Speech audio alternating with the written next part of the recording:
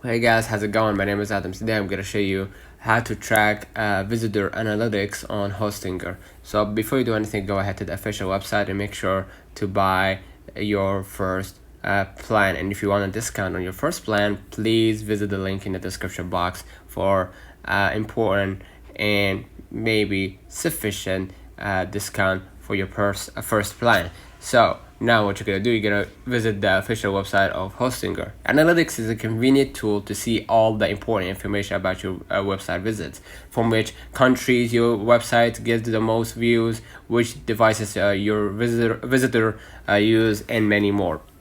You can find it by selecting Analytics on the left sidebar of your website's hosting dashboard. Once you're there, you'll be presented with short overview of and the detailed information. First, you got the country right here. All right.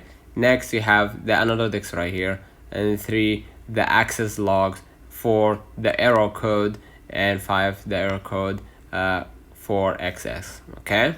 Now, scroll a little bit down, right? The overview is this section provides with the all summarized information for tracking your access logs, like total bandwidth, total number of requests, button to change your domain and filter, and top list filter.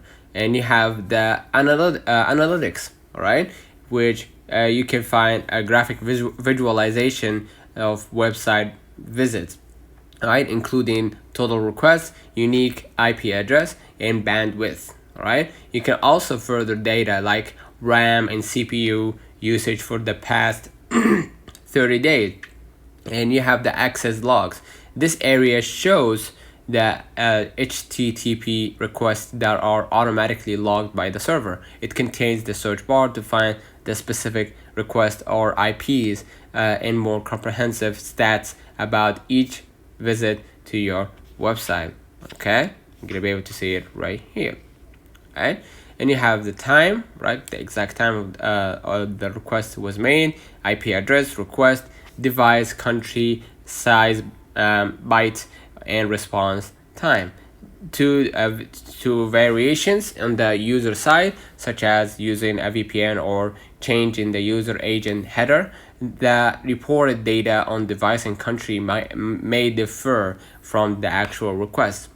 You can also filter by the top 10 visitors IP, type of request, and location. Okay, and you have the error code 5xx. In this area, the graph will show 5xx error generated for the selected period, as well as detailed description that will make troubleshooting easier. Right, you have the time, error, request, and device, country, and size, of course, and response time.